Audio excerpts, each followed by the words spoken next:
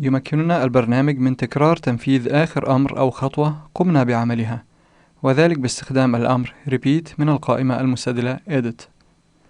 فمثلا نقوم بعمل copy و paste لهذه الكتابات،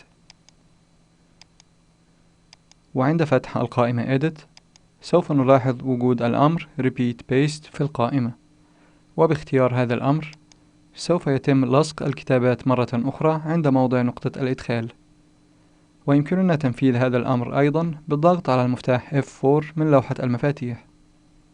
وإذا أردنا التراجع عن آخر خطوة أو أمر قمنا بتنفيذه نستخدم الأمر undo من القائمة edit، وعند اختيار هذا الأمر سوف نلاحظ تراجع البرنامج عن لصق آخر كتابات تم لصقها.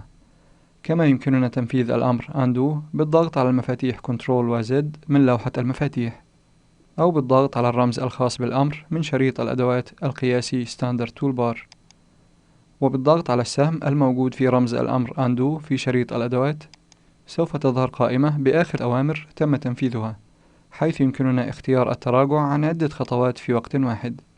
ونلاحظ أنه لا يمكننا اختيار خطوات متفرقة للتراجع عنها، ولكن لا بد من اختيار خطوات متتالية للتراجع. وبعد استخدام الأمر undo سوف يصبح رمز الأمر redo فعالا، ويتحول الأمر repeat في القائمة edit إلى الأمر redo، حيث يمكننا عمل تراجع عكسي لإعادة تنفيذ الخطوات التي تم التراجع عنها. كما يمكننا أيضا تنفيذ الأمر redo بالضغط على المفاتيح Ctrl و Y من لوحة المفاتيح، أو بالضغط على الرمز الخاص بالأمر من شريط الأدوات، وبالضغط على السهم الموجود في رمز الأمر في شريط الأدوات سوف يمكننا عمل تراجع عكسي لمجموعة من الخطوات في نفس الوقت.